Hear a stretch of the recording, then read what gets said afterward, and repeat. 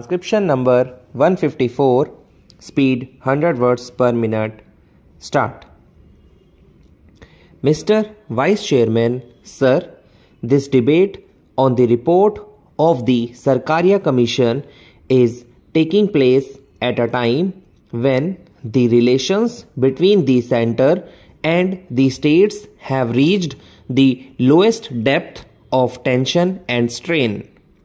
We are witnessing today the spectacle of the Prime Minister openly threatening the duly elected state governments with dismissal.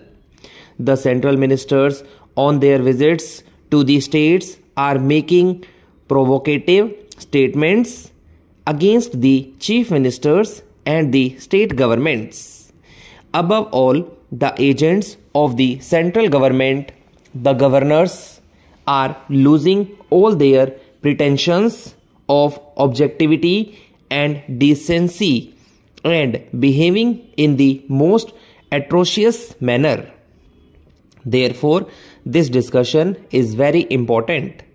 I do not know whether it will open the eyes of the ruling party or not, but still it will serve the purpose of telling the nation what is happening in regard to center-state relations. Sir, there has been a sea change in the center-state relations since 2007. Prior to 2007, the ruling party at the center and in the states was the same. There was tension, but even at that time between the leadership at the center and in the states, but it was merely a party affair and the tension used to be resolved at the party level. But since 1967, when non-Congress governments were formed in the states, either through coalition or singly, the center-state relations have undergone a major change, and the working of the different constitutional provisions since then has resulted in the erosion of the state's autonomy. Since then, the trend has been towards centralization, more concentration of power in the hands of the center, and denial of legitimate resources and powers to the states. Then, where the non-Congress parties formed governments in the states, these governments as well as the political parties in opposition have been demanding a complete review and restructuring of the center-state relations, and they demanded that the center-state relations be restructured in such a manner as to ensure cooperative federalism to which we are committed. Mrs. Gandhi appointed this commission in 1983, and even after the appointment of the commission, the centre had not stopped needling the non-Congress governments. We are aware how legitimately elected governments in Sikkim, Jammu and Kashmir and Andhra Pradesh were dismissed in 2004. The Sarkaria Commission labored for several years and submitted its report in October 1987. I must say at the beginning that we are not fully satisfied with the recommendations of the Sarkaria Commission because this commission appeared to be obsessed with a pro-center attitude and also a reluctance to recommend major constitutional changes. Within the provisions of the constitution, within the existing structure, they tried to do some tinkering and suggested some cosmetic changes. But whatever suggestions have been made, some of them are good and can be implemented straight away. On an analysis, I could find that out of the major recommendations which the Commission has made 130 can be accepted straight away by the states. I do not mean that the center would accept them, but from the states' side, we can say that these are acceptable. In regard to other recommendation, we have some suggestions, we have some modifications to suggest. The state governments have been asked to give their opinion. Some of them have already given and some are yet to give. But I do not know to what extent the center is giving any importance to this commission or its report. Even after 1 year, the government is acting completely against the recommendations of the Sarkaria Commission.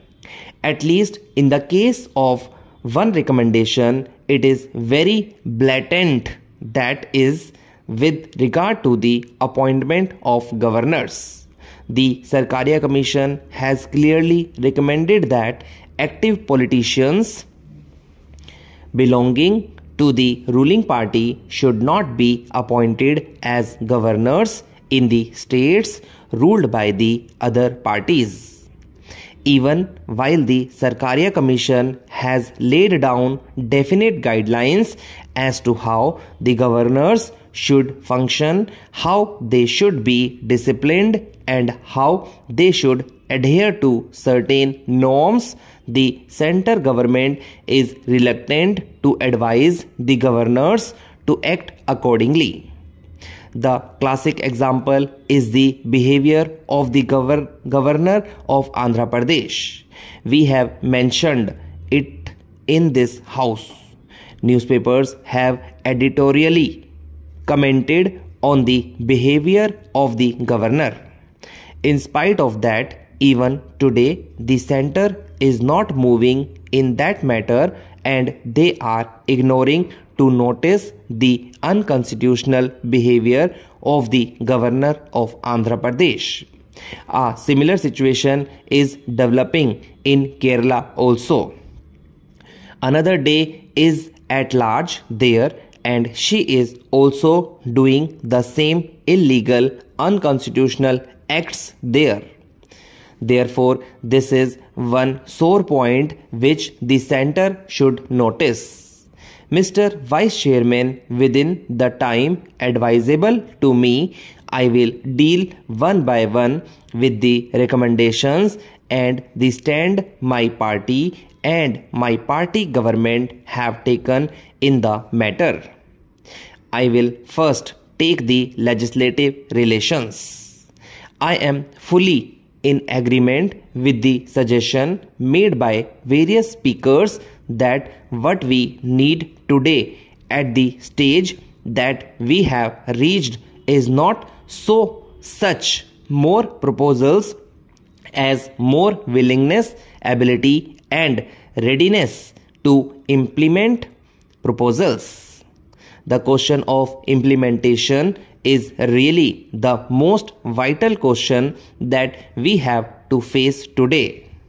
The more I think of the economic problems with which the country is faced today, the more I feel that at bottom they are not really economic problems in the sense of technical economics, but they are really problems of administration.